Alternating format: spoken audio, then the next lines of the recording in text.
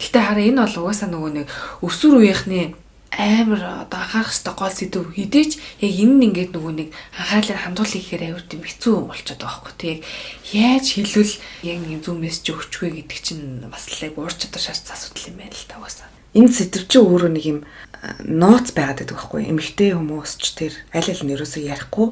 Тэгэл одоо энэ хараад юг хараад статистик тоог хараад бол нэрээ штооч гэвдээ.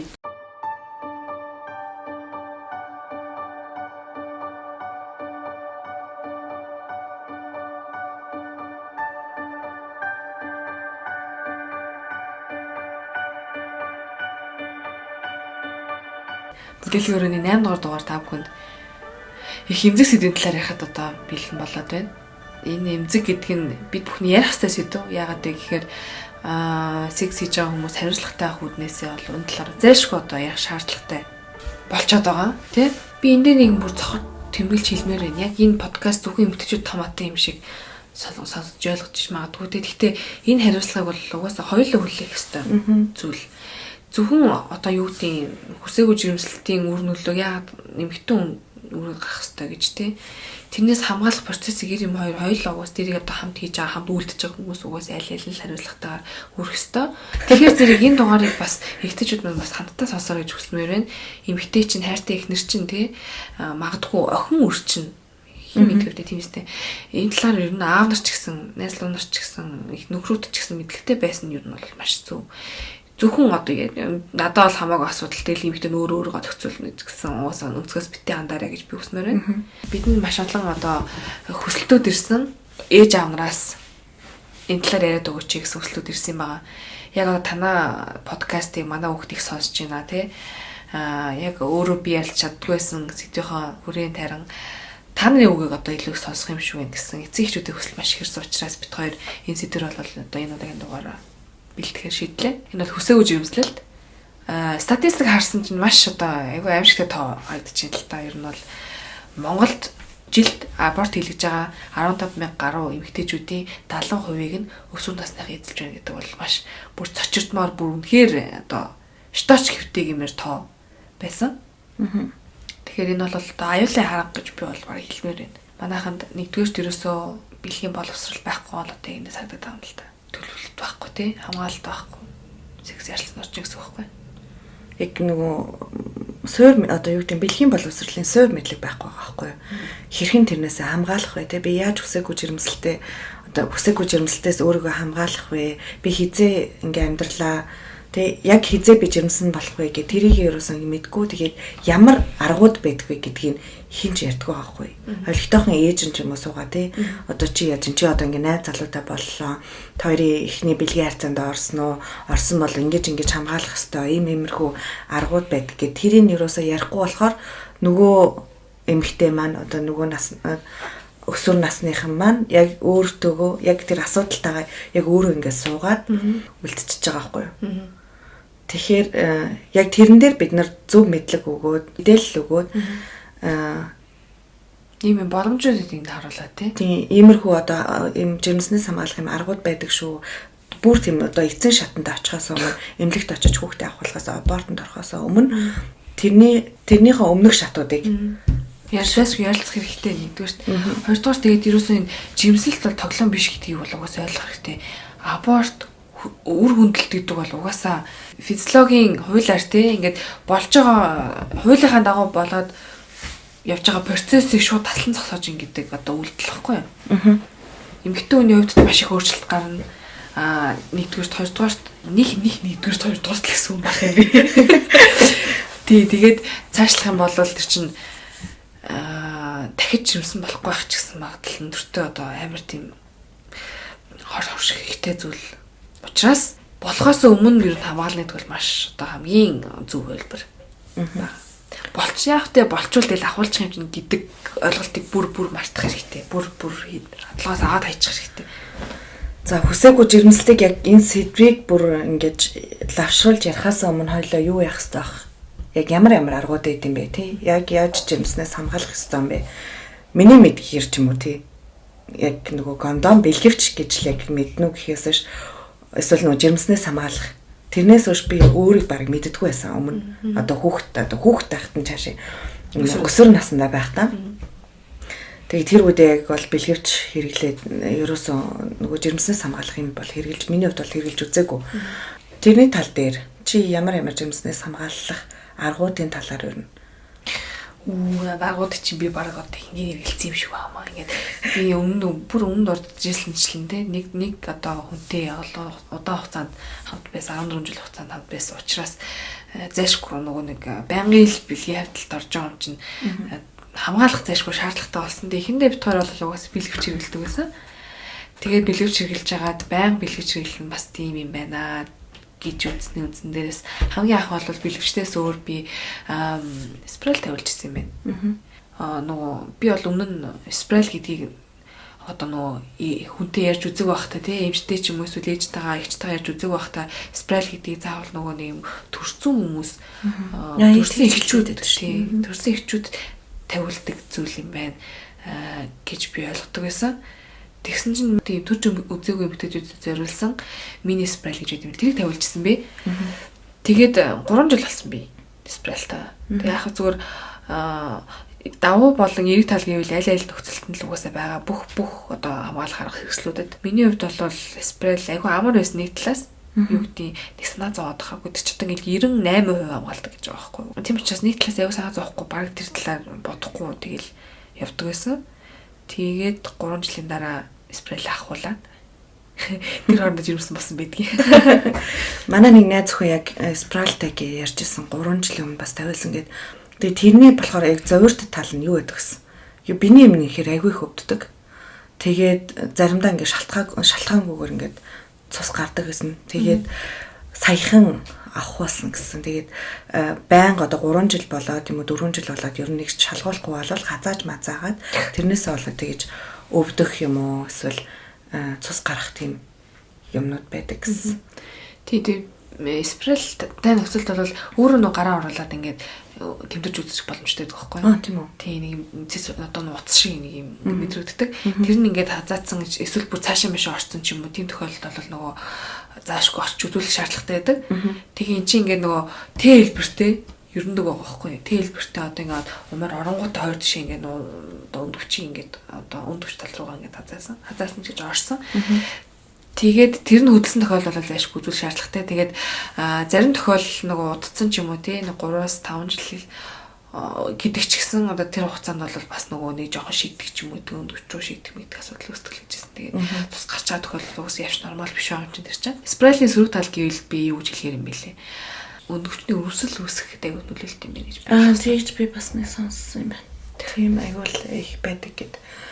Гэтэ би нэг 2-3 жилийн өмнө л үү нэг эмэгтэйчүүд эмнэлэгт татсан юм. Тэгсэн чинь шинэ спрал гарцсан гэд. Одоо нөгөө 5 жилийн хугацаатай.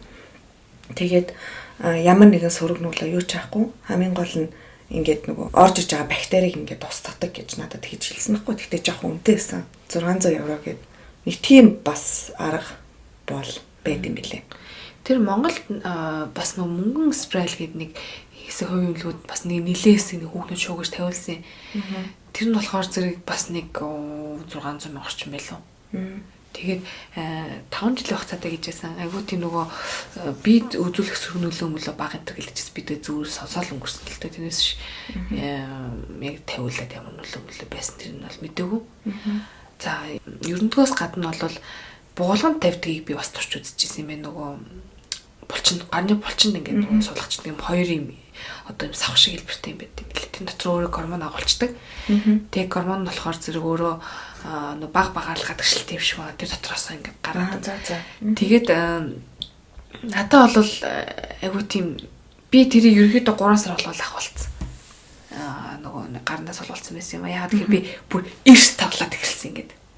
Яг гормонтой холбоотой гормоноор тоглоод эхэлчихсэн гэсэн багхгүй тэр чинь. Айгу айтайхан байсан гормон. Тэнгүүт чинь айгу тийм сэтгэл санаа ч гэсэн өөрчлөлт авих ороо. Би айгу тийм тавгүй болж эхэлсэн. Сэтгэл хөдлөлгүй ихтэй болж молоо л тий. За тэгээд сэтгэл хөдлөлөөс гадна угаасаа таргалах гэдэг бол тэгэл бүх юмний суурь юм билээ. Тэгэл өөртөө итгэлгүй болоод тэгэл би за зугаас ингээл болж ингээл тэг яаж яхад нөгөө булчингаараа ингээд нөгөө даралтаа үзүүлдэг аппарат зүйлгээд нэг удаа. Өө ямар. За. Тэр нөгөө нэг гарандаа юм шахахтай орж ирэл ингээл газ үзсэн. Удчихад нөгөө нэг гаранд ингээд хийгээд үзсэн. Тэр чи алдаа заадг юм уу? Яшгүй юм боллоо. Тэгсэн чинь нөгөөх мань нуглараад нөгөөний дотроогоос авах чинь. За. Тэгээд бүр айгу тийм ингээ барайд утсаж ингээ нугласан юм байгаа тахад бүр яагаад тэг очиод авахулчихсан шүү. Тэрийг би бол бараг амар хүмүүс санал болохооргүй юм нэг бол би тэгс авах хэлбэртэй гарна сулгах хэлмээр байна. Уусаа тиймэрхүү юмнууд чинь нөгөө зарим юм тариатай ерөөсөө таардаггүй ч юм уу. Тиймэрхүү хор одоо нөгөө муу талант гэдэг юм уу яг тэгдэг эсвэл сэтгэл санаагаар ундаг яг нөгөө жирэмснээс хамгаалах юм шиг. Нөгөө жирэмснээс хамгаалах юм чи яг хүн болгонд нөгөө өөрөөр таардаг шүү дээ. Зарим хүнийг тархалуулдаг, зарим хүнийг тураадаг, эсвэл арсын гоё болгодог гэд. Эндхийн эмчнэр болохоор хамгийн их тэгэж зөвлөдөм байлээ. Яг эмнүүд нь болохоор яг нөгөө нүүрний арсанд сайн гэд. Тэг сүүл би нөгөө эмнэлэг явсан гэж чамд хэлсэн даа эмэгтэйчүүдийн. Тэгээд өндгөвчөнд нэг юм жижигэн кэсэлтаа шиг юм өсгөх чинь ингээд та энэ жирэмснээс хамгаалах юм уу гэж надад бичиж өгсөн. Тэгээ би ингээд одоо насаараа тэгээ үдий хүртэлхтэй ууж үзээгөө би ингээд уумарх байна гэсэн чинь энэ зарим баг додтой одоо тийм хүчтэй биш юмнууд нь уйлынхаг тийм арилгах ширгээдэг шимэгдүүлдэг гэж хэлчихсэн. Тэгээд нэглэн бодож үзээд нэлийн их юм үзээд уншаад ер нь энэ жирэмснээс хамгаалах юм ямар байдаг гэсэн чинь ходоодонд нөлөөслөхөөс гадна тромбоз билүү тийм өвчин тусах магадлал бас аюу өндөр байдаг гэсэн. Тэгээд геманд нэг хэдэн жилийн өмнө юм бэ баг нэлийн олон хүүхнүүд тийм жирэмснээс хамгаалах юм уугаад тэрний үр дагаврны цусны бөөгнөр өвчин эсвэл цус харвалт одоо бүр өндөрсөн шатны цус харвалт болох тиймэрхүү юм шинж тэмдгүүд гарч ирсэн гэж сонсоод тэгээд ер нь дэмээ юм байна. Найдвартайгаар нь бэлгэвчээ хэрэглэе гэж одоо ер нь бол сууж байгаа. Тэгээ бас нэг харсан бэлгэвч гэж ярьсан чинь эмэгтэй хүний бэлгэвч гэдэг юм байлээ. Би тэрийг бол хэрглэж үзээгүй. Би бас үзээгүй. Би хамгийн анхны удаа гэдэг эрүүл мэндийн хичээлээр үзчихсэн. Харин тийм тэгээл нэг хайлт харуулаад нилээн том юм байх шиг байсан. Тэгээд учир нь ч олдгоогүй. Яаж хийдгийг ч баг угаасаа зааж өгч чадахгүй. Тэгээл нэг юм байдаг гэж харуулаад. Тэр ингэжсэн би яг нөгөө нэг юугаа зааврын уншижсэн байхгүй. Бас харчаа. Бас ямар хөө эдэд орч үзчих гээд тэгсэн чинь ихэвчлэн төрсэн эмэгтэйчүүд уншдаг гэж хэрэгэлдэг гэжсэн. Би тухайн үед нөгөө амьд ч үзэг үлсэн юм чинь. Тэгээд юм урдталтай хойдолтой юм нэг хоёр юутай цагиргын хэлбэртэй юмтай тий хар ухаандаа нэг тийм өтөн дотор хийгээл тэр нэг ир бэлгэхт орж ирэл тавиал яхад ингээл буцаж гаж авах юм шиг байна. Тэгээд сексийн харилцаанд орохоосоо 30 минутын өмнө хийгээрэй гэсэн аахгүй. Тэгэхээр бүр юу ээ гэж яах вэ? За одоо би 30 минут дараа удах гэж байгаа да. Окей. Зарим тохиолдолд мэдгүй шүү дээ. 30 минутын дараа секс хийж байгаа үгүйгээ. Тэгэхээр чинь айгуу тийм шүү дээ. Мэдгүй тэгээд хэрэгэлдэг хүмүүс бас байхыг үсэхгүй л юм тий. Тийм хүмүүс байвал комментэн дээр бичээд өөрсдөө даваа тал юм тий. Тэгээ ер нь ямар юмнууд байд юм болоо гэд жоохон сонирхсан чинь нилээ их юм байд юм байна. Байд юм байна харин. Кондомноос гадна бүр бэлгэвчнээс гадна би чинь бас нилээ. Би бараг бүгдийн судлаа үзсэн. Биш бүгдийн хэрэглээ бараг үзсэн хөө тэргэлсэн чинь миний мэдхгүй бараг 3 4 юм гараад ирчих. Харин тийм миний үнснээр бараг 12 ширхэг одоо 12-оос 13 тийм хамгаалах юм байдаг гэж аахгүй. Тэгсэн чинь миний листэн дээр болохоор 2хан ширхэг байгаа байхгүй юу? Бэлгэвч M2 нөгөө спираль бол би окей хэрглэж үзээгүй. Мэдгүй байсан. Тэгээ тэрийг нэг ерөөсөн гэж ач холбогдол өгч угаас нөгөө төрсэн эмэгтэйчүүдэд зориулсан гэл анханасаа тэгээ хэлсэн байсан болохоор ч юм уу ерөөс нэгж өөрийнхөө анхааралд аваагүй байсан юм шиг ба. Тэгээ сая унсан чи харин бүр ийм их юм байд юм уу бурхан минь гэмээр л юм байна. Бас нэг хуулга байдаг гэнэ. Тэр талаар мэдгүй. Би бүр сая л уншлаа. Харин тий. Тэгэл тийм хуулгатай л амар юм шиг зүгээр ингээл наачаал. Тэгээд юм ирэхээс бос өдрөд нь зүудэг гэж штэ. Сарын би эхний өдрөөс эхэлж наадаг тэр нөгөө нэг хөлний булчин, бугалганы гадна тал, өгзөг, хөвлий, гойнд наадаг гинэ. Тэгээд сарын тэмдэг ирсэн эхний өдрөөс эхэлж хэрэгэлдэг гэж. Тэгээд тэр чинь яг зүгээр юм шүү. Тэр зөв яаж нөлөөлт юм ба. Мэдгүй миний төсөөллөөр бол яасан ч ингээд нэг ажиллахааргүй юм байгаа хгүй. Зүгээр чи хуулга нагаал тэгэл жирэмснээс хамгаалцдаг байвал хүн болгон им уугаад бэлгэвч хэрэглэх ямар шаардлагатай. Манай монгол хүүхнүүд ер нь яг ямар төрлийн одоо жимсэн хамгаалах аргыг хэрэглэдэм бэ гэсэн судалгаа байд юм. Нийгмийн эрүүл мэндийн хүрээлэнгээс гаргасан. Тэгсэн чинь эндээс бэлгэвч 28%, ерөндөг 26%, эм бэлтгэл 20%, тариа 11% хэрэглэдэг гинэ. Тэгээд суулгац ерөөс 1.8%. Тэгж. Сани. Би бас суулгацыг нэлээд өндөр авах гэж бодсон чинь тариа бас илүү 11% эзэлдэг гэж бүр тариа ч юм бол нөгөө 3 сараар нөгөө 3 сард нэг удаа тариулцдаг. Би тэрний харин талаар яг үнссэн юм байна. Тэгсэн чинь юу гэжсэн. Одоо муу талын лэрэл да. Сайн тал нь угаасаа жирэмснээс хамгаалах. Муу тал нь болохоор хэрвээ одоо тэр тариаг их хэмжээгээр хэрэглэх юм бол тий ясны нэг туршилт ингэж нөлөөлдөг. Хэрвээ их хэмжээгээр тэр тариаг хэрэглэх юм бол гэсэн байсан. Тэгээд нөгөө буцаад одоо тэр тариагаа тариулахаа болчих юм бол буцаад нөгөө хэвэндээ чинь ингээд цэтлус чинь ингээд хэвэндээ авахын тулд нэлийн уддаг. Буцаж ингэж үгтэй одоо жирэмсэн болох магадлал гэж өндөрсөхийн тулд нэлийн удаж ээж тэгэж биеэ дасгаж ээж тэгэж хэвэндээ авдаг. Ийм бэлтгэлээ дотор хараа 72 цагийн ийм бол бас өндөр үзэлтэй юм билээ манад. Тэр чи аягүй муу гэсэн. Ер нь бол бүр нөгөө аргагүй болсон тохиолдол тэр чинь одоо яг нөгөө хугацаа алдсан ч юм уу тий хуанлыг хөтөлж жагаад хугацаа алдсан яг нөгөө эволюцны өгдөж байгаа үедээ хийцэн хамгаалдаггүй. Тэгээд эсвэл бэлгэвч урагдсан ч юм уу. Тий бэлгэвч урагдсан ч юм уу тийм тохиолдолд бол хэрэгэлдэг зүйл. Гэхдээ энэ бол тийм байнга хэрэглээд тахаар сайн зүйл бол биш угаасаа.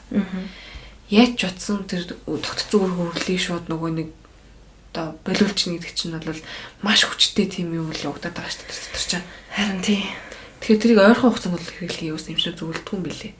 Ойрхон бол дэмий гэдэг юм билээ. Жилд 2-3 удаа болно. Тэрнээс дэш бол дэмий гэж үздэг. Хуанлын хөдөлтөй хүмүүс бас их байд юм шиг байна. Би бол Flow гэдэг аппликейшн бүгэн хэрэглэдэг. Яг одоо юм биеийн санааны төв маань хэзээ ирэх гэж байна. Flow гэдэг FLO гэж тийм өдний нэг юм зурагтай ягаан аппликейшнаа та нараас хэрэгтэй сонирхоод үзээрэй. Тэгээд тэрэн дээр яг өөрийнхөө циклийг одоо оруулаад ер нь хамгийн сүүл хэзээ орсон хугацаа тооцсонгууд автоматар ингээд тооцоо гараад ирдэг. Тэр бол ерөөдөө 95% одоо юм магадaltaй гэж гарч ирдэг гэж байна тий. Тэгээд 2-3 сар оруулаад ирэнгүүт тэр нь одоо ингээд ерөөдөө баталгаажаад тий. Одоо миний биений юм бол яг тэргээр л ирдэг бараг. Гэхдээ тэр нөгөө хойнлын арга чинь бас нөгөө юу ахаа. Эхлээд биений юм ингээд тогтцсон. Одоо яг ингээд мөчлөгөөрөө ирдэг үед одоо ирдэг тийм үед тэр нь айгу үр дүнтэй. Дөнгөж одоо өсвөр насндаа ингээд мөчлөхийн заримдаа сар иддэггүй ч юм уу тий. Заримдаа 2 сарын дараа ингээд ирдэг ч юм уу. Тийм үед бол хойнлын арга бол ер нь дэмий. Гэтэ ер нь хараа жимсээс хамгаалдаг чи хамгаалдаггүй чи өөрийнхөө юм хамгийн сүүл хэзээ ирэхээ ер нь мэдж яхал ёстой. Баггүй юм битүүний хувьд ч гэсэн тий. Би хамгийн ахыг иччихсэн юм байна нөгөө юунд жимсэн болол гэсэн чинь нэмж хамгийн сүүл би нэмж хэзээ ирсэн гэх тэгэхгүй би ч 20 мөр нас өрцсөн байгаа шүү дээ. Тэгээ нөгөө нэг спрайлтай явуулсан болохоор зэрэг миний юм нөгөө нэг жирэмсээс хамгаалахаараа арга нь арай өөрөөсөн болохоор зэрэг маалын хөтөлдөг байсан. Тэгээд биний хэмжээ хамгийн сүүл хэзээ ирсэн гэл тэгсч би мэдэхгүй.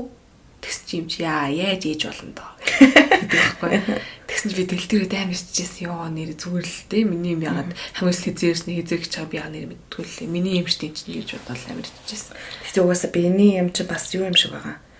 Одоо яг чинийх ингээ мөчлөгөөрөө ирж байвал чиний гормон ч таарж байна чи бас эрүүл байна гэсэн нэг талдаа.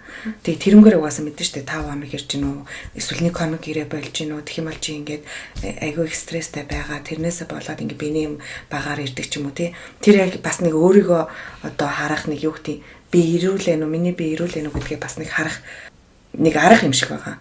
Одоо эн чинь ямар нэг эмнэлэгт очихлоор хамгийн сүүл биений юм чи хэзээ ирсэн бэ гэсэн асуулт дандаа байдаг байхгүй. Тэгэл эхлээл биений мэрх одоо энэ цолгоо өгдөх хоёр ямар хамаатай байна гэх. Жишээлбэл иймэрхүү юм дээр хүртэл айгу холбоотой гэдэг юм шиг надад санагдсан.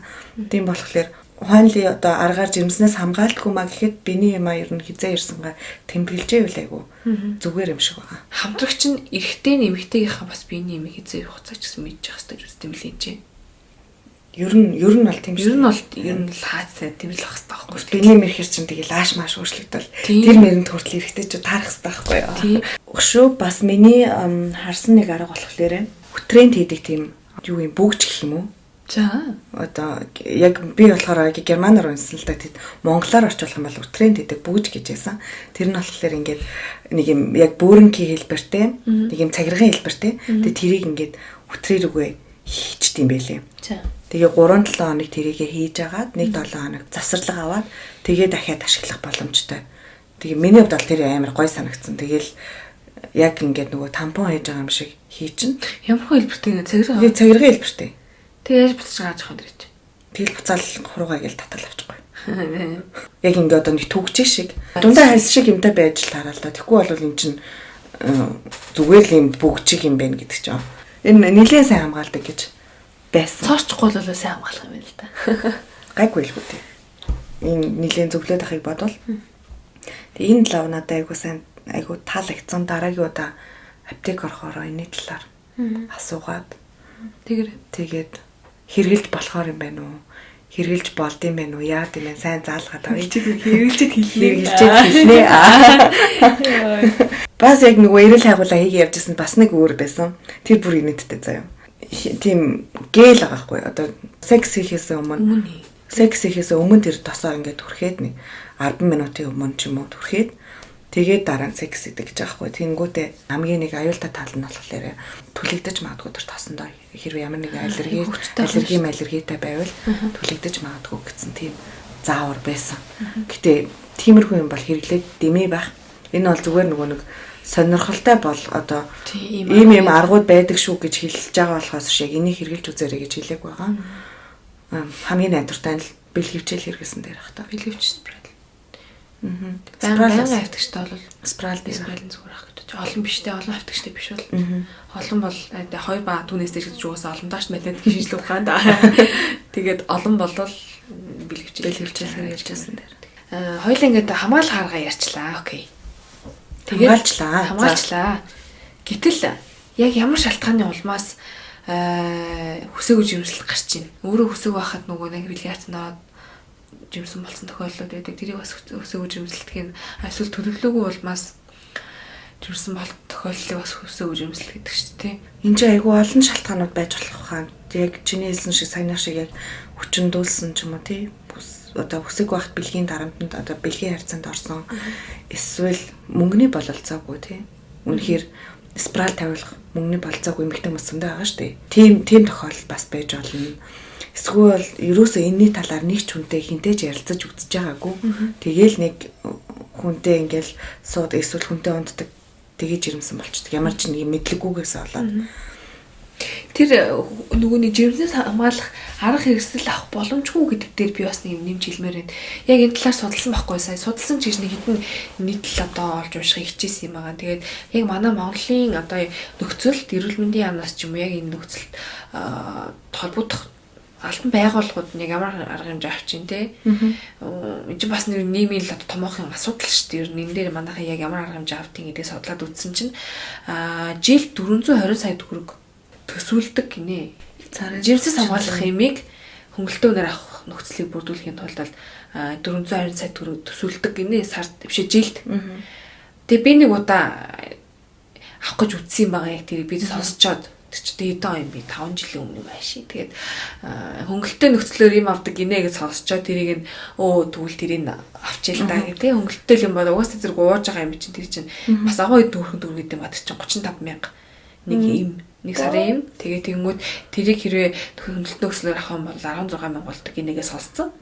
Окей, одоо баг тэр мөнгөөр хоёрыг авдаг хүмүүс болол амар судалсан тэр чинь би тэгээ яг яаж авах мэддэхгүй авчихна. Тэгээ судалж модлаа л тэгсэн чинь эхлээд би өрхийн илүү дээр очиод бичиг авах хэрэгтэй. За тэр бичиг нь 1 сарын хугацаанд хүчтэй авах хэрэгтэй. 1 сард нэг л болгодог. Тэнгүүд тэрийг авч чаад би тэр окей за одоо нэгийг зэвж очиж давыг авчихгүй юу тэр бичгээ. Тэгээд хариаллахын дагуу имийн санд очих хэрэгтэй зөө яаж хаа. Бүх имийн санд юу биш. Бүх имийн санд тэгж хөнгөлтөө өгдөг. За тэгээд нэг арай ч хариаллахын имийн санг голоод татсан чинь юугаар эрүүл мэндийн даатгалаар өгөх юу дууссан. Квот дууссан. Тэгээд тэр юу гэсэн юм бэ ёо. Би бүр тэгээд бүтггүй би бүр тэгээд яг хайж ижсэн санаж байна. Яг ингэж амар нэг юм олон шат дараалтай юм хийж байгаа. Ягаад зүгээр аптек дээр би эрүүл мэндийн даатгалын тэтгэрийг барьж очоод авчиж болдгүй юм бэ. Тэгэхээр ч яг ингэж нөгөө эмгтэй хүмүүс хамгаалах тэрийг хайж байгаа хгүй ёо яшиг би одоо тэрний төлөө ингээл 3-4 хоног явж байгаар за бэлгэвчл авчиж юм эсвэл юу гэдэг За нөгөө боломжтой нэг хэлэл авчиг гэх юм. Яг ийм юм дээр тэр нөгөө 420 саяараа юу гэдэг юм бол тэрийг авдаг хүмүүс хэр олон байдээс. Шточ хэвдээ тийм мэд хэвдээ. Тоос найд. Нэг орсонтэй. Тэгээд нэг тийм болж ирсэн нэрээ. Тэрний талаар холбогдох газар нь жоохон мэдээлэл бас өгвөл тий. Яг энэ мөнгөөр яг яад юм бэ? Яг яаж үйлчлэлт юм бэ? Хэдэн хүн авч ийн. Одоо жижигхэн юм нөгөө нэг юу хийж болно шүү дээ. Анимашн ч юм уу тий. Та ингэж очиж аваарай гэд. Тэгээд тэгүн одоо зурагтаар явуулдаг ч юм уу. Тэнгүүд хүмүүс ингэж би ийм авч болох юм байна гэд эн чинь хөөрхөн жижигхэн сурчлагаа болоод бас зөв мэдээлэл олж очиж авахгүй. Тэрийг юм мэдгүй. Тий. Эрүүл мэндийн яамнаас 2017 онд өөртөө гаргасан судалгаар нь болохоор зэрэг хөдөө орон нутагт байгаа хүүхдүүд жирэмснээс хамгаалах арга хэрэгсэл бол угаасаа маш бага хэрэгжилж байна гэсэн тийм судалгаа гаргасан юм байна л та. Тэгээд яг нөгөө нэг анх хүсээгүй жирэмслэлтэд тулгарсан хүүхдүүд донд хийсэн судалгаагаар болохоор зэрэг анхны хавтал одоо хамгийн анхны хавтал те жирэмслүүлдэггүй гэсэн ойлголттой хүүхдүүд маш олон байна. Нэрээ тийм юм ярьдаг байсан шүү дээ. Хүүхд тахад. Ийм ойлголтоосоо болж нөгөө нэг анхны харьцаанд орохдоо бэлгэвчгүй ч юм хамгаалтгүй орсон. Тийм яриа бүгсүүд маш олон байна гэж. Тэгээд зөв мэдээлэл авчдаггүй байгаа нь бол угаасаа одоо нийгмийн асуудал байна гэдгийг эрүүл мэндийн яам нөрөө хүлээмжшүүрчүүд байна. Тэр нь гівч манай өсвөрийнхэнд тэр нөлөөлж байна вэ тий. Манайхан дээр нэг өсвөр насныхан өсвөр үеийнхэндээ бэлгийн боловсрол олох гэж байна гэл тэгэхээр нэг үнэгүй бэлгэв тараад гэх юм уу тий. Нэг үнэгүй жоохон даамск юм жижиг юм ууттай юм өгөөл тэл юм тэрийгэ бочлоо гэж ойлгоод байдаг. Гэтэл яг ингээд тулд суугаад ч юм уу тий. Сургуулийн нийгмийн ажилтнанд болохгүй бол сургуулийн эмчин ч юм уу. Сайхан яриад ингээд ингэдэг тий. Эрүүл мэндийн хичээлээ бүр айтайгаа ороод болохгүй бол тийм одоо юу гэдэг видео үзүүлээд ингэж хамгаалдаг гэсэн. Сайхан тайлбарлаад өгчүүд юу нь яах вэ тийм биз. Энэ юм зүгээр яг миний харснаар штэ. Юу ах юм шиг санагдсан. Яг зүгээр энгийн зөв шиг хүлээж авах хэрэгтэй юм шиг санагдсан. Манайх болохоор ингээд нэг юм хэрвээ жирэмснээс хамгаалах юм одоо им авахгүй би аптект орох юм бол намайг баг би 15 настай охин байлаа гэж жирэмснээс хамгаалах юм авахгүй аптек орох юм бол намайг баг эрэгтэй тулаа харсан юм шиг л харахгүй. Гэтэл Германд 13 настай 14 настай хүүхдүүд ээж автагаа зүг эмнэлэг ороод эсвэл ганцаар 16-аас дээш болохоор ганцаараа аптекаас тэрийг авах боломжтой. Гэтэ заавал эмчийн бичгтэй л байдаг л та. Яг тиймэрхүү юм дээр ингээд эднэрт болохоор ингээд бараг хийж байгаа айгу зөв хариуцлагатай зүйлэн заяа. Манай нэг хамаатны хүүхдэд тохиолдсон нэг юм найз охинтой байдаг ус. 13 байд хичээдэлээ 16 настай да. Тэгээ тэр хоёр яг юм болж байгаа ш тийм. Бид нар бол ингээд бүд угаасаа ингээд нээлттэй ярьж чад гэсэн чинь яг нөгөө бэлгийн хайцанд орох гэжсэн чинь найз охин бэлгэвчгүйд байж таарад нөгөө эмээ мартцсан байж таарад тэр найз охин би гэрлүүгээ явж эмээ оно гэх. Тэгээд нөгөө бэлгийн харилцаа болоод юм секс хийчихсэн болоо. Тэгээ гэрлүүгээ очиж бүр дугуйтай явж эмээ аваа. Тэгээд уучаа тэгээ унтсан гэсэн. Тэгээ би бүр ёо гэж яг бодсон. Яг тэгж бодсон. Тэгээд тэрийгээ зүгээр ээжтэй ингээд амар зүгээр юм шиг хэлж байгаа хгүй. Яа найз охин чайцгс нөгөө жирэмсэн хамгаалах эмээ мартсан гинэ. Тэгээ тэрийг авахгүй гэрлүүгээсээ явчлаа гэж байгаа хгүй. Тэгэхээр манайхыг болохоор хэрвээ тий би 17-8-тай дэлгүүр ороод бэлгэрч авах гэдэг юм эсвэл жирэмсэн хамгаалах юм авахгүй зогсож ивэл худалдагч нь зөө эмийн санч ихчихсэн над руу мухаар нь бараг жоох юм би чи яах гээд байгаа юм гээд тэрнээсээ болоод ичээд манайхан тэгж бас автгүй юм шиг байгаа. Гэхдээ энэ дэр бол угаасаа би хамгийн анхны алхмыг эцэг эхчүүд өөрсдөө хийж өгөх хэрэгтэй гэж би бол бодож байна. Манай найз охины одоо ээж нь бол өөр эмч хүн байдаг. За одоо ингээ миний охин ингээ том болчлоо тий. Ийм юм арга байдаг. Тэгээд им уу ер нь бол ээж нэмийг зөвлөж нэл юм болгосон бэлээ. Тэгээд ээж нь тийм яриад тий намайг ингээ том хүн болж юм гэж тоож авч үзээд надтай юм ярьж ин гэж бодцсон хүүхэд чинь нэг өөр тэр асуудалт бол тэгээд нэм ээж нь уурлаад ч юм уу ярихгүй ч юм уу эсвэл нэг том хүний юм гарахаар зэрэг пупаач ин садар самуу юм үзэг гэлээ мэлээ гэдэг ч юм уу тиймэрхүү нэг хоёр яриад эхлэх юм бол уус тэгэл цаашдаа бараг ярихгүй тэгэл хаалгаа суучих байлгүй гэж бодож шин. Угаасаа их тэгин л дээ. Юм гэдэг ч угаасаа нөгөө нэг хоёр талтай гэдэг шиг ганцхан эмэгтэй хүн өөрөө санаа зовоод бас ганцаараа би ингээд хамгаалаад байхаар одоо ямар ч үр дүнгүй гэдэг юм уу үр дүн мэдээж байгаа л да.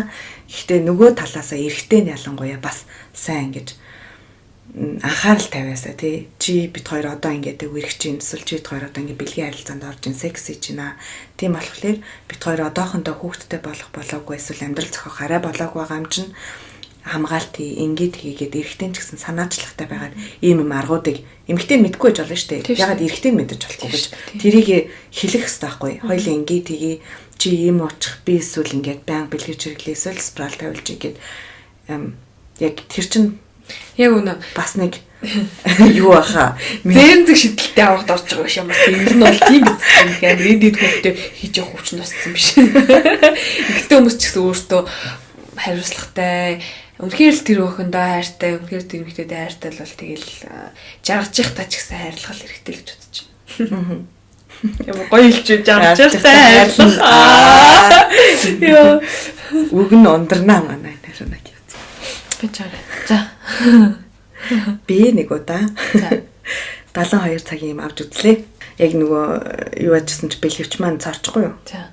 Урагдчихгүй. Тэгээд тэрийг дараа нь ингээ мэдээд. Тэгээ өө яана гэд 72 цагийн имийг ер нь бол яг одоо хамгаалтгүй бэлгийн харилцаанд орсныхаа дараа аль болох хурдан уух хэвээр 72-оос өмнө. Тэгээ би маргааш нүглэн очоод тавтагт орохгүй. Тэгээд би ингээ 72 цагийн им авах гэсэн юм аа гэсэн чинь өө за гэл тэгээд та намайг хүлээж агаарай гэд. Тэгээд нөгөө хүүхэн чинь аптек хүүхэн баахан хүмүүндээ үлдсэн намайг өөр дагуулахгүй би тэгэл одоо яана гэл гэсэн чинь ийм жижигхэн юм асуулт хариултын юм гаргаж ирэл. За та хизээ таны биений мэрсэн юу н хамгаалтгүй бэлгийн харилцаанд орсон уу? Эсвэл бэлгэвч нь ямар шалтгаанаар та энийг уугч байгаа вэ гэд баах юм асууж агаад тэгээд надад яг тохирох тийм юуг нь өгсөн. 72 цаг. Тэр нь ингээ үн мөнөөс шалтгаалаад тэгээд нөгөө бас сөрөг нөлөөнөөс шалтгаалаад бас ондоо байд юм шиг байна. Тэгээд намайг асуужсэн нь таних ер нь бол ингээд аюулгүй юм байна. Гэхдээ ер нь бол ууцсан дээр бид нар танд ингээ хамгийн хүний бид хоргууг ингээ санал болгож байна. Гэтэ та яг одоо энэнийг энд уугаад тэгээд 3 цагийн дараа бүүлжгүй юм уу эсвэл ямар нэг юм эмээ буцаж гарахгүй байвал ингээд найдвартай сейф ингээ та жимсэн болохгүй. Хэрвээ ямар нэгэн байдлаар бөөлчих юм бол 3 цагийн дотор буцаж ирж ахиж нэгийг уугаарай гэсэн байхгүй. Тэгээ би яг тэр дор нүдэн дээр нь уугаад тэр надад айгуугүй таалагдсан. Бүгдийг ингээд яг надаа яг зөвлөгөө өгөө. Тэгээд яг яах ёстойг яагаад тэнгүүдээ дараа нь та ихэж ингэж юм ер нь бол ингээд дэмий байдгаа та бас өөр нэг арга хэрэглээд үзээрэй бэлгэвчээс гадна ч юм уу. Тиймэрхүү юмнууд ингээд санал болгож байгаа байхгүй. Тэгээ би бодож байхдаа зарим хүмүүс ингээд авчаад эсвэл шал найздаа ч юм уу эсвэл насан туршаагүй хүүхдэд өгдөг ч юм уу тиймэрхүү юм байдаг шүү дээ. Тэр минээс хамгаалт юм шиг байна. Тэгээ миний нас масыг асууад нэр бол асуугаагүй. Миний бодсноор бол ер нь бол олон төрөл байд юм шиг байна. Нилийн үнэтэй байсан. 50 евро байсан. 50 евро гэдэг чинь 150 мянга. Вау. Тэгэхээр ч хүн бодно шүү дээ. Яа 150 мянга ингээд тий сард нэг удаа өгөөд явах уу? Эсвэл зүгээр томоотой хамгаалалтаа хэрэглээд авах гэдэг. Надад бол яг тийм юм тохиолдсон. Нэг тийм ус 72 цагийн юм бол бүнхээр аргагүй нөхцөлтэй. За яг угаасаа яг одоо гол алдлаа гэж бодсон тохиолдолд бол хамгийн богино хугацаанд л тэр чинь нөгөө нэг 24 цаг дотор 96%, 48 цаг дотор хавьтай байж байлаа тийм байдаг шүү дээ. Тэгээд эмэгтэйчүүдийн хувьд окей ийм аргууд байт юм байна тий нөгөө нэг жирэмснээс одоо хамгаалах одоо эмэгтэй талаас гэх юм уу тэгтэл эрэгтэй талаас бас хамгаалах арга байдаг өрийн суугаа болгох арга. Тэгээд тэрийг бол тодорхой хугацаанд буцаад эргээд нөгөөний тавилчих болдог. Жижиг мессежлбар л юм л дээр ихэд тийм амар тийм бүр том хэмжээний хаалга бол биш тий жижиг мессежлбар тэр нь тэгээд өрийн суугийг богоод тэгтээ эргэж бол тавьсан тохиолдол нөгөө нэг эргэж эрэгтэй хүн тийм нэг наалт мал байдаг бол тий. Яга заа эрэгтэй хүмүүс тийм юм байдаг байна. Зүгээр эрэгтэй хүмүүс зүгээр нагаал тэгэл амар айгуу шудраг бусаа гахгүй тий тэр бэлгийн бэлгийсмэс нь яа тий цаармагч болдог ч юм уу юу гэдэг нэг тиймэрхүү юм байлгадаг юм зохиогооч хүмүүсээ. Би саяхан хэлсэн шүү дээ. Саяхан ч гэж нэг сарын өмнө ч юм уу да. Нөгөө эрэгтэй хүний сард нөгөө нэг уудаг тийм бэлмэл гарлаа гэд. Одоо тэр ууснараа нөгөө нэг үрийн шингэн нь үр тогтоох чадрын дарамгалт гэл юм байна л да. Тийм ээ. Тэгэхээр зэрэг угаасаа дотор тавьсан ч гэсэн яахгүй.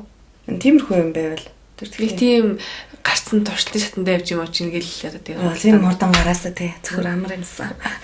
Нэг амрах юмсан. Эмэгтэй хүмүүс нэг юм олон юм толгоогоо гашлахгүй зүгээр тий. Гэтэ чи хоёр энэ удаагийн дугаар дээр хүсээгүй жирэмслэл яриад байгаа болохоос биш яг нөгөө нэг хамгаалалт чинь бас бэлгийн замын халдвар төвчнээс хамгаалтыг бас ярих хэрэгтэй. Гэхдээ энийг бол тусдаа дугаар болгож ирсэн дэр. Тэр чинь нилийн юм үжээс идэв бааш. Харин тий. За хүсээгүй жирэмслэлтэй болчлоо. Тий. Одоо яах вэ? Одоо яах вэ? Хоёр арга л шүү дээ. Эсвэл гаргана, эсвэл гаргахгүй. Гаргасан тохиолдолд бол тэгэл яах вэ? Нэг бол бүр үнэхээр бинго гэлдэх юм бол тэгэл сайхан амьдрал бүттгэл ах л та. Тэр бол маш цөөхөө гэж бол бодож байна. Тэгээд ганц би ээж л одоо болж үлдэн л дээ. Одоо дэлхийн нийтээс гаргасан тийм яг юм хизээ үр хөндлөлт хийлгэж болох вэ гэсэн зарим бас болохоор бүр болохгүй, зарим нүгтээ 10 13 7 хоногтой гэд Монголд болохоор 12 7 хоногтой гэсэн байсан. Гэхдээ яг энэ хууль хэрэгждэг үгүй би бас сайн мэдэхгүй байна. 12 7 хоног гэдэг чинь 3 сар үстэй тий. 3 сараас дээр 4 сар 5 сартай та үр хөндүүлсэн гэсэн. Тэгээд тэр бол нэг ургийн гажтын нөхцөлд бол угаасаа үр хөндүүл хийд яа тийм лээ зүгэл тийм лээ нэг гажигтай хөвт гарнаа. Ургийн гажигаас гадна зарим тохиолдолд бас хүсээгүй нууцаар нөгөө эмнэлгүүд айгу тийм үр хөндөлт хийдэг баха. Бяхаа гэхээр айгу нэг тийм юу болчиход байна. Таамаг төвшүүлж байгаа юм шиг. Гэхдээ ер нь бол миний мэдхийн ер нь эмэгтэйчүүд хийлэгдэг. 3 сараас дээш гарцсан 4 сартаа 5 сартаа ч юм уу. Тэгээ 5 сартаа сайн мэдгүй. Тэгээ нэг 3 сартаас нь дээш хүүхд хөдлөөд эхэлж байгаа юм чинь тэр бол тэгээд угаасаа чиний одоо өөрийн чинь биетэй ч гэсэн тий холбоотой олчих чинь гэсэн үг байхгүй. Чиний бодис солилцоонд ч өөрчлөлт орж эхэлнэ. Одоо хэрэг өргөндөлтэй хөх юм бол тэгээд маш том эрсдэл угаасаа агуулж гэнэ гэсэн. Өргөндөлтөөс олж нөгөө нэг яасан тохиолдол байдаг шүү дээ. Амнаас алдсан тохиолдол маш олон байдаг. Тэгэхээр өсөө тэгэл анханасаа л угаасаа л тэгэл хүсээгүй жимслэлт болохгүй л бахаллаа тийм харганда. Монголд ер нь гэхдээ үр хөндлөлтийг яаж явагдд юм бэ? Чи шууд эмнэлэгт очиод шууд яаж тийм бэ? Би хувийн эмнэлэгт үзүүлэлт суучихсан нэг одоо нэрийн хэлээд явах тэ тэр эмнэлгийн те. Нөгөө нэг үр хөндлөлт зүгээр нөгөө нэг маз охны шинжилгээ юм бүгдээр нэг эмнэлэгчүүд бүгд нэг өрөө цуглахчдаг. Тэгэл үр хөндлөлт нь бол нэг тал руугаа яваал одоо өсө хахад л ойлгомжтой байгаа чинь нөгөө нэг тусдаа нэг өрөөнд ороод цаашаа тий мэсэллийн ажилбар өрөөнд ороод нөгөө хүн болохоор тэгэл үзлэг өрөөнд л орчлоо юм л та. Тэгэл нөгөө мэсэллийн өрөөнд орж байгаа одоо хүмүүсийг харахаар хөвчлэн тэгэл өсвөр настай юм байсан. Би бүр амар яана хийж байгаа дагуулсан. Жоо хөлтүүд л бүр тэгээд нөгөө би ч энэ дэрж илээ. Намайг төрсөн чинь би төрөхөд би ч дайрны хөтө төрсөн шүү дээ. Тэгэхэд нөгөө заавал ресепшн дээр очиж нөгөө өөрөө бүртгүүлэх хэрэгтэй юм их төрөх гэж байна гэдгийг. Тэгсэн чинь намайг төрөхөд нэг 16 өрөөгүй охин төржсэн байхгүй. Тэгээд илээ өөрийнхөө төрсний хчлэгийг бариад очижсэн чинь бүр ингээ би ёо гэж харж ирсэн. Яа бахмаа. Тэрний үлэх авч амжаагүй байхдаа ээж болж гисэн үг чинь. Гэтэ миний яг амьдрал тохиолдсон нэг 2 айгуус тийм муухай дурсамжуудын нэг одоо нэг тим юм байсан. Нэг нь Монгол дахта би найзтайгаа цуг яг тийм үр хөндлөлтийн газар цуг явж үзсэн. Гэхдээ би бол цуг ороогүй гадаанд суусан. Тэгээд им өгд юм байлээ. Тгий гаргаж ирсэн ингээд шууд очиод би ингээ үр хөндлөх гэсэн юм аа. Би ингээ жирэмсэн байт ингээд хүүхдээ өсгүй нэг юм шууд өчөж байгаа байхгүй манад. Оюутан дөнгөж 1-р курс 2-р курсын бид нар одоо ч хүүхдээ болоод юм байна. Гэлэг тгий өнгөрч ирсэн байхгүй. Амар чихэн бодоогүй тэгэл сууж байгаа л тэр айгу муухай өрөө байсан. Тэг тийм нэг хүүd даасан. Тэгээд дараа нь сүүл би яг Германд ирснийхаа дараа яг нөгөө манайхыг тийм хуулийн юм үздэг хгүй. Яг одоо хизээ хүүхдээ авах ёстой вэ? Ямар үр хаслах хүлээх ёстой вэ гэд. Тэгээ яаж хат би нэг газар дадлах хийсэн. 13 7 хоногт одоо үр хөндүүлэх хэрэгтэй.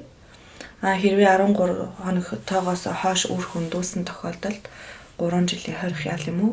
Тийм мөнгөнд төлбөр төлдөг. Тэгэнгүүтээ үр хөндүүлэхээс өмнө чи ингээ заавал нэг тусгай бүр тийм газар очиж одоо гэдэг жирэмсэн эмэгтэйчүүдийн тийм газар очиж зөвлөгөө авдаг. Одоо гэдэг яг тэгж үр хөндүүлэх гэж байгаа эмэгтэйчүүд зориулсан газар. Эхлээ эмэгтэйчүүдийн эмнэлэгт очиод тэр нь чамд та энэ газар очиж ингээ зөвлөгөө аваа гэд тэнгүүд очиж зөвлөгөө аваад Тэгээд тэр газартаа очиод ингээд та яага үр хөвгөндүүлэх гэж байгаа яг яасан хийсэн гэ бүх шалтгааныг асуулаа. Ингээд ийм арга байдаг хэрвээ та хүүхдээ гаргах юм бол таны нэрийг ингээд нууцлан эсвэл хүүхдээ чинь ингээд хүнд өргүүлж олно гэсэн ингээд энэ Германд айгүй олон тийм аргууд байдаг хүүхдээ ингээд гаргаад цаашаа одоо юу гэдэг асуудалгүй өсгөх ч юм уу. Тэгээд тиймэрхүү юмнуудыг санал болгоо 3 хоногийн зай өгдөг. 3 хоног та ингээд бодоод ирээ. Тэгээд хэрвээ 3 хоногийн дараа үнэхээр шийдээд ахуулна гэвэл бид нар ингээд танд өөр эмнэлгийн хаяг өгнө. Тэд нар тэгээд айгүй нууцлаг. Тэгээд 3 хоногийн нөгөө эмэгтэй чинь 3 хоног бодож байгаа. За би үнэхээр ахуулъя гингүүт нь яг эмнэлэг рүү ингээд очоод тэгээд яг таарсан үр хөндлөлтийг ингээд хийдэг. Тэгээд надад болохоор тэр зөвлөгөө өгдөг газар нь айгүй зүгээр санагдсан. Тийм ээ. Ийм боломжууд байдаг. Та ингээд бодоод үзгээд шууд мөнгөний аваад үр хөндлөлт хийхтэй биш. Тэгээд энэ ч болохоор үр хөндлөлт хэлж байгаа тохиолдолд эмэгтэйчүүд нь өөрөө өөрийнхөө өслөөр одоо хэлж байгаа төлөө өөрөө төлбөрөө төлдөг. Тэр нь болохоор 300-аас 800 евроны хооронд тийм төлбөр гардаг. Гэхдээ төлбөрөөс гадна сэтгэл зүйн амир маш шоконд орж байгаа байхгүй. Тэр чинь тэр хүн чинь өөрөөсөө өөр нэг хүнийг гаргаж ийна гэдэг чинь. Тэгээд нөгөө нэг шууд гормоны үйл ажиллагаа алдагдаж эхлэн тэр чинь нэгдүгээр шүү дээ. Хоёрдугаар тэгээ сэтгэл санааны маш гүн хямралд ордог гэж юм тогтогдсон. Тэр юу нь болохоор бүр яг төрсөнтэй адилхан хэмжээнд үргэлжилдэг гэж байгаа байхгүй. Нөгөө төрсний дараах хямрал гэж сэтгэл готрол гэдэг чинь чинь бүр 2 жилийн хугацаанд ингээд бүр бүрэм салгаалдаг. Тэрнээс 2 жилийн хугацаанд бол байсаар л байдаг гэж байгаа байхгүй. Гэтэл бүр хүндүсний дараа бол яг тийм хэмжээний яваас сэтгэл готрол өгдөг. Эмэгтэйний бие гэдэгчлээ.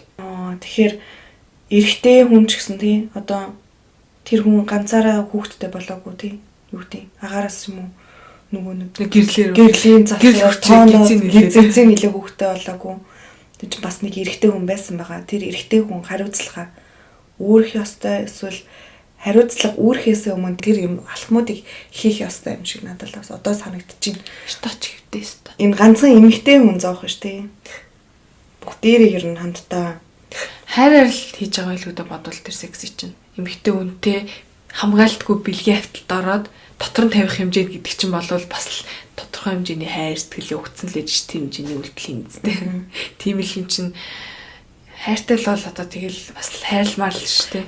Хайртай одоо юу гэдэг зарим хүмүүс зөвхөн хайраараа биш одоо юу гэдэг хүслээрээ хийж байгаа хүмүүс шүү дээ. Тийм тохиолдолд эмэгтэй хүн амар хүндлэх хэвээр. Тэр чинь яг эмэгтэй хүний хүндлэл яваад байгаа байхгүй. Тэрнээс биш хайртай гэд яг юу гэдэг хайртай ч хүмүүс хийж ийн эсвэл зүгээр хүссэн хүмүүс хийж ийн тийм болохоор нөгөө яг хийж байгаа хүнээ партнераа тийм ингээ хүндлээд энэ эмэгтэй хүн дараа нь гарах үр дагавар нь энэ эмэгтэй хүнд яаж тосох вүлээ эсвэл хоёрын амьдралд яаж болох гэж гэдэг чинь тийм тэрийг амар сайн бодох хэрэгтэй байхгүй юу. Тэгтээ энэ айгүй хүн зэдэв байна ингээд би амар хямарчлаа. Би бас айгүй хямарчлаа. Уусахтэй энэ хараа ярихгүй бол уусаа болохгүй сэдвүүд нэг л дээ. Чи тухайн ингээл өмнөх дугаарууд дээр ингээл айгүй тийм хүмүүс ярихыг хүссэн сэдвийг ярьсан. Хүмүүсийн сонсохыг хүссэн зүйлийг ярьсан байлаа. Гэхдээ энэ бол зайлшгүй ярих зүйл угаасаа мөн. Чи бит хоёр анх подкаст хийж эхлэхдээ л угаасаа яагаад хүлээлт өрөө гэсэн нэртэй боллоо тий. Бидний зорилго бол бас өсвөр үеийнхэндаа гэж хэлж байгаа учраас тэдэнд маш зөв мэдээлэл өгөөд үнэн одоо юу гэдэг хатуу зүйлийг ч гэсэн одоо нууж алгүйгээр ярих л тийм зорилготой байсан. Ямар ч гэсэн бит хоёрын энэ ярьсан зүйлүүд мэдээлэл болгож ингээд очиж байгаа байх гэж та бүгд бит хоёр айгу найдаж байгаа. Өнөөдөр өгчсэн мессежүүдийн одоо эхнийх нь бол яг тэр байлаа. Зөв хамгаалъя, одоо хамгаалалт хэрэглэе, хамгаалах айгу олон арга замуудын нэг байна гэд. Хоёр дахь мессеж нь болохоор хүсээгүй жирэмслийг тасан цосоё. Аюу мянган олон эмэгтэйчүүд тий. Жаргалтайгаар жирэмслээсээ. Тэг өөрөө хүсээд яг төлөвлөөд тэгээд яг тэр нэгт өөрсдөд нь ч хэрэгтэй, хоёрт яг ирээдүйн хүүхдэд нь ч хэрэгтэй, ирээдүйн амьдралд нь ч хэрэгтэй тий. Манай Монголын хувьд одоо нэг яг нөхөн өрчхийн насны эмэгтэйчүүдийн төрөл бураад байгаа юм л да. Гэтэл өсвөр насныхны хүсээгүй жирэмслэлт одоо үр хөндүүлэлт нь бол тоон харин нөгөө эсрэгээр өсөж хандлагатай байгаа гинэ. Яа, штач хэвдээ нэрээ. Штач хэвдээ. Бит хоёрын ярьж байгаа юм эрэгтэй хүнийхээ чихэн түрээсээ. Бас таны хэрвээ чи энийг сонсож байгаа бол тий. Яг яхаа мэдгүй сууж байгаа бол ганцаараа айц суух орондыг эмчтэр шууд очаарай л гэж зөвлөмөр байна. Яа мэрэгжлийн хүн дээр очоорой эсвэл хамгийн дотны хүн дээр очоорой гэж хэлмээр байна. Тэгээд газар битгий шаналаарай. За яа дуусгах ярина. Тэгвэл бол би яг энэ нэг юм шокийн байдалтай хямралтай ингээд суугаад байна. Хамаг шар усасаад иймэрхүү мэдээ ингээд тоо баримтуудыг харахаар за хүлээлгийн өрөөний 8 дугаар дугаар та бүхэнд хүрлээ. Эндээс хэрэгтэй зүйлээ аваад хэрэггүй зүйлээ зүгөөсөө хайчаарай. Гаргаад хайчаарай. Хэрэггүй зүйлээ комментээр уураа гаргачаарай. За бай. Хэлээчтэй бай. За дуусъя л та. Өнөөдрийн хүлээлгийн өрөөнд Ариуна заяа яриалаа. Ариуна маань дуусгах чадахгүй басаа яасан бэ тийм. За окей. Fertig.